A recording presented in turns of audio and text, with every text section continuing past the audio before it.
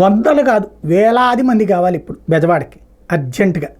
2 రకాల మెకానిక్లు, ఒకటి electric varieties repair చేసేవాళ్ళు, రెండోది మోటార్ వెహికల్స్ రిపేర్ చేసేవాళ్ళు. ఎక్కడెక్కడ ఉన్నోళ్ళు ఇక్కడికి వస్తే పని బాగా దొరుకుతుంది. ఒక 15-20 రోజుల పాటు, ఒక నెల రోజుల పాటు. వరద కారణంగా దాదాపు 2.5 లక్షల ఇళ్ళు, టోటల్గా 3 లక్షలు వేసుకొచ్చాము. అందులో 2.5 లక్షల ఇళ్లలోకి నేరుగా క్షణం తీరిక లేకుండా, అంటే క్షణం కూడా అవకాశం లేకుండా నీళ్ళు వచ్చేయడంతో అందరూ పరుగులు పెట్టడంతో ఎలక్ట్రిక్ ఎక్విప్మెంట్స్ అన్నీ నాశనం అయిపోయినాయి. కరెంటు సాచెట్స్ దగ్గర నుంచి కరెంటు టోటల్ పరిస్థితి ఏంటో తెలియదు. ఇది నెంబర్ 1.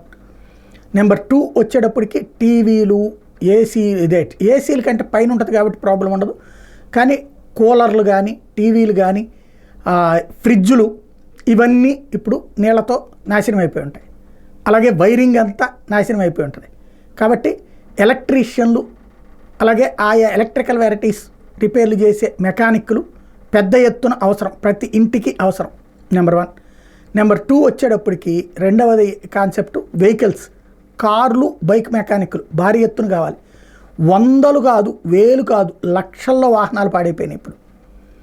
అవన్నీ కొట్టుకుపోయినాయి, కొన్ని ఉండి నీళ్ళల్లో నానిపోయినాయి, కొన్ని 3-4 రోజుల పాటు అవన్నీ నానిపోయి ఉన్నాయి. ఇప్పుడు వాటిని రిపేర్ చేసే మెకానిక్లు కావాలి.